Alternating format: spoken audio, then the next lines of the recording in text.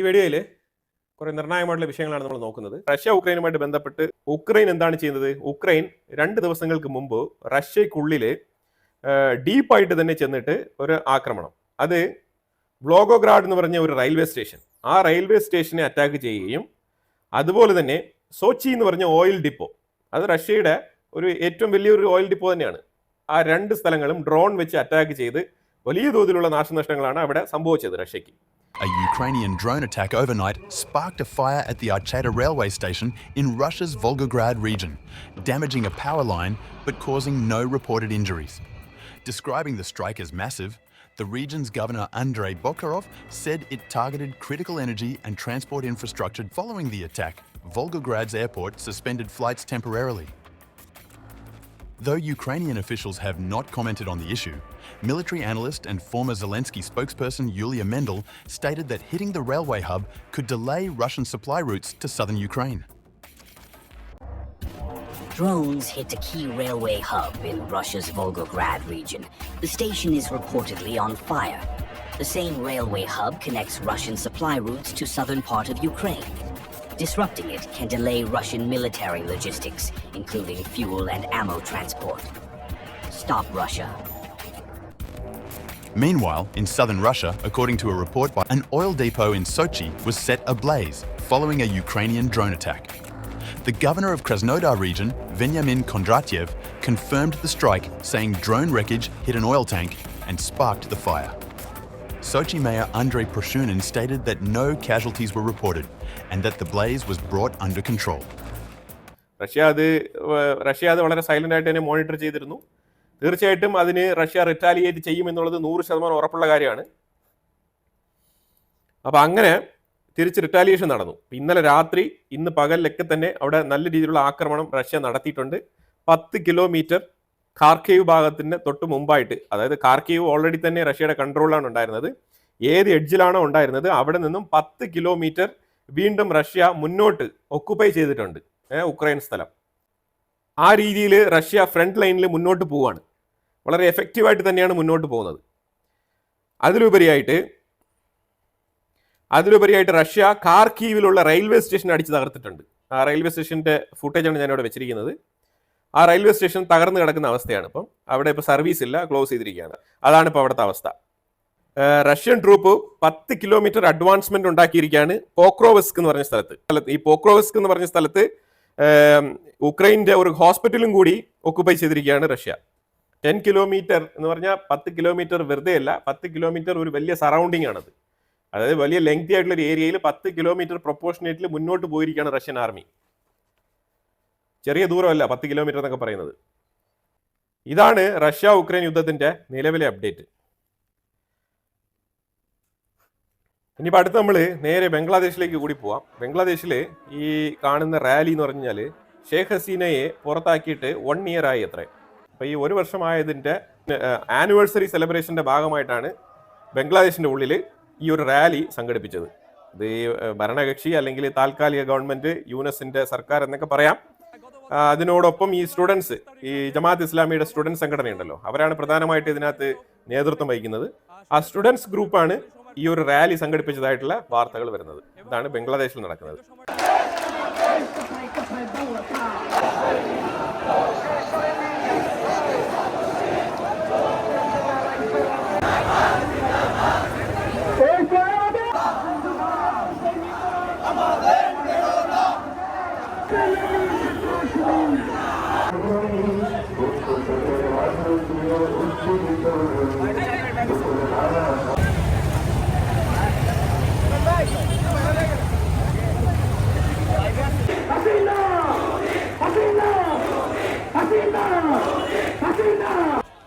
ഇസ്രായേലിൻ്റെ ഉള്ളിൽ ഇന്നലെ കനത്ത പ്രതിഷേധമായിരുന്നു. ആ പ്രതിഷേധത്തിനെ തുടർന്ന് അവസാനം പാതിരാത്രി ആയിട്ടും ജനങ്ങളൊന്നും തന്നെ പിരിഞ്ഞു പോകുന്ന മട്ട് കണ്ടില്ല. അതുകൊണ്ട് തന്നെ അവസാനം ഇസ്രായേൽ ഗവൺമെൻറ് പോലീസിനെ ഇറക്കി നല്ല രീതിയിലുള്ള സംഘർഷം, അതായത് ഇവർ ഈ ഹൈവേ തടഞ്ഞു വെച്ച് ട്രാൻസ്പോർട്ടേഷന് ഡിസ്റ്റർബൻസ് ഉണ്ടാക്കിയത് കൊണ്ടാണ് പോലീസ് അവിടെ ഇറങ്ങേണ്ടി വന്നത്. പോലീസിനെ പോലും വകവയ്ക്കാണ്ട് അവരുടെ തോന്നിയവാസത്തിന് പ്രതിഷേധം പാതിരാത്രിക്ക് മുകളിലും, അതായത് ഈ പ്രതിഷേധത്തിനൊരു സമയം കുറിച്ച് കൊടുത്തിട്ടുണ്ടായിരുന്നു. ആ സമയം കഴിഞ്ഞിട്ടും പ്രതിഷേധക്കാർ പിരിഞ്ഞു പോകാത്തതുകൊണ്ട് പോലീസ് അവിടെ നിന്ന് പ്രതിഷേധക്കാരെ ബലം പ്രയോഗിച്ച് മാറ്റേണ്ടി വന്നു. അതാണ് നിങ്ങൾ കാണുന്നത്. അതാണ് ഞാനിവിടെ വെച്ചിരിക്കുന്ന ഫുട്ടേജ്. ഇതിനകത്ത് മൾട്ടി ഫ്രണ്ട് പ്രഷറാണ് നെതന്യാഹുവിൻ്റെ മേലുള്ളത്. ഒന്ന് യുണൈറ്റഡ് നേഷൻസിൻ്റെ സൈഡിൽ നിന്നും ഗ്ലോബലി തന്നെ ചില അറബ് രാജ്യങ്ങൾ പാലസ്തീനിയൻ സ്റ്റേറ്റ് എന്ന് പറഞ്ഞുകൊണ്ടുള്ള ഒരു പ്രഷർ.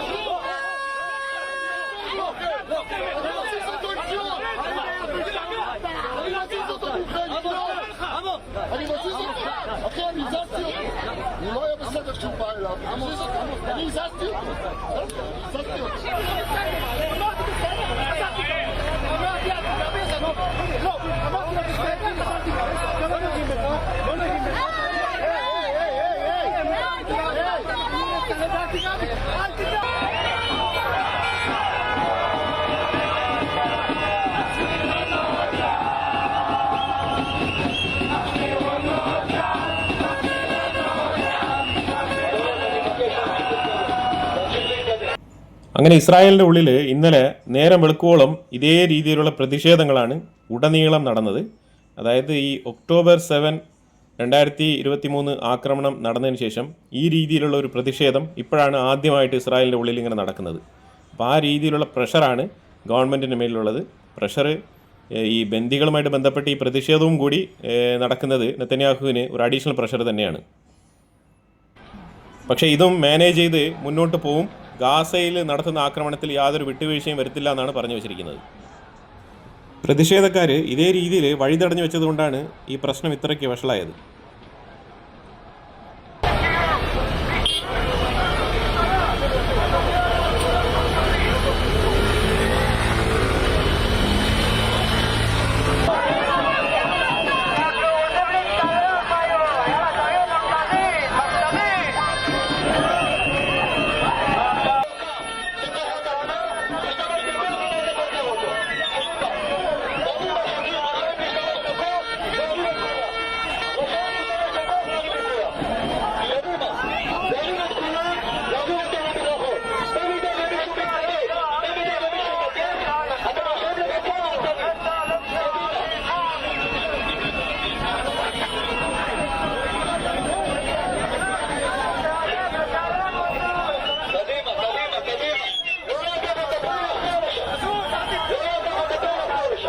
പിന്നെ അതിലുപരിയായിട്ട് ഇസ്രായേൽ മുന്നോട്ട് വെച്ചിരുന്നത് സീസ് ഫയർ ഡീലാണ്. സീസ് ഫയർ ഡീലിനെ തള്ളിക്കൊണ്ട് ബന്ദിമോചനത്തിനെ തടഞ്ഞുകൊണ്ട് പാലസ്തീനിയൻ സ്റ്റേറ്റ് ഉണ്ടാക്കണോ എന്നാണ് ഇസ്രായേലിൻ്റെ ഫോറിൻ മിനിസ്റ്റർ സാർ ഗിദിയോൻ ഇന്ന് യുണൈറ്റഡ് നേഷൻസിൽ ചോദിച്ചത്. അതുപോലെ തന്നെ UAE ഉൾപ്പെടെ ജോർദാൻ ഉൾപ്പെടെ പല രാജ്യങ്ങളുടെ ഭാഗത്തു നിന്നുള്ള എയ്ഡ് ഇസ്രായേൽ ഉറപ്പുവരുത്തിയിട്ടുണ്ട് ഗാസയ്ക്കുള്ളിൽ. ഇനിയും എയ്ഡ് കിട്ടുന്നില്ല എന്നുള്ള മുടന്ന ന്യായങ്ങളൊന്നും പറയാൻ പറ്റത്തില്ല. അതിനൊന്നും യാതൊരു പ്രസക്തിയില്ല എന്നുള്ളതാണ്. അപ്പോൾ അതുകൊണ്ട് ഇസ്രായേൽ പറഞ്ഞിരിക്കുന്നത് ശക്തമായ രീതിയിൽ തന്നെയാണ് യുണൈറ്റഡ് നേഷൻസിൽ പ്രതികരിച്ചിരിക്കുന്നത് ഇസ്രായേൽ. അതായത് ഈ യുദ്ധം തുടങ്ങാനുള്ള കാരണം ഹമാസാണ്. ഈ യുദ്ധം നീണ്ടുപോകാനുള്ള കാരണം ഹമാസാണ്. ഈ യുദ്ധം ഇങ്ങനെ തന്നെ തുടർന്ന് മുന്നോട്ട് പോകണം എന്നാണ് അവരുടെ ആഗ്രഹം എന്നും കൂടി പറഞ്ഞു വെച്ചിട്ടുണ്ട്. അതിലുപരിയായിട്ട് ബന്ദികൾക്ക്, ഇസ്രായേലി ബന്ദികൾക്ക് കൃത്യമായിട്ടുള്ള ആഹാരം കൊടുക്കുന്നില്ല എന്നുള്ള പരാതിയും കൂടി പറഞ്ഞിട്ടുണ്ട്. അപ്പോൾ അതിനൊരു ഇമീഡിയറ്റ് സൊല്യൂഷൻ യുണൈറ്റഡ് നേഷൻസ് തന്നെ കണ്ടെത്തണം. നിങ്ങൾക്ക് പാലസ്തീനിയൻ സ്റ്റേറ്റ് ഉണ്ടാക്കണോ ഇല്ലയോ എന്നുള്ളതൊന്നും ഇസ്രായേലിനെ ബാധിക്കുന്ന വിഷയമല്ല. കാരണം എന്താണ് പാലസ്തീനിയൻ സ്റ്റേറ്റ് എന്ന് നിങ്ങൾ ഉദ്ദേശിക്കുന്നത്? വെസ്റ്റ് ബാങ്കിലുള്ള പാലസ്തീനിയൻ അതോറിറ്റിയാണോ, അല്ലെങ്കിൽ ഗാസയാണോ? ഇതിലുപരിയായിട്ട് എന്താണ് പാലസ്തീനിയൻ സ്റ്റേറ്റ് നിങ്ങൾ പുതുതായിട്ട് ഉണ്ടാക്കാൻ ശ്രമിക്കുന്നത്? അവിടെ ഓൾറെഡി ഉണ്ടല്ലോ. ആ പാലസ്തീനിയൻ സ്റ്റേറ്റിൽ ഇരുന്നുകൊണ്ട് തന്നെയാണല്ലോ ഈ രീതിയിലുള്ള അതിക്രമങ്ങൾ ഇസ്രായേലിനെതിരെ കാണിച്ചതെന്നും കൂടി ചോദ്യം ഉന്നയിച്ചിട്ടുണ്ട്. ഇതിനൊന്നും അവിടെ യുണൈറ്റഡ് നേഷൻസിൽ ഉത്തരമില്ല. അപ്പോൾ എന്തായാലും ഇതാണ് ഇസ്രായേലിൽ നിലവിൽ നടന്നുകൊണ്ടിരിക്കുന്ന അപ്ഡേറ്റ്സ്. പക്ഷേ ബെഞ്ചമിൻ നെതന്യാഹു ശക്തമായിട്ടുള്ള തീരുമാനമാണ്. അതായത് ഗാസയ്ക്കുള്ളിൽ തകൃതിയായിട്ടുള്ള ആക്രമണങ്ങളാണ് നടത്തുന്നത്. ഇതിനെക്കുറിച്ചുള്ള അഭിപ്രായങ്ങൾ കമന്റ് ബോക്സിൽ രേഖപ്പെടുത്തുക. കൂടുതൽ വിഷയങ്ങളുമായിട്ട് അടുത്ത വീഡിയോയിൽ വരാം. Thank you so much.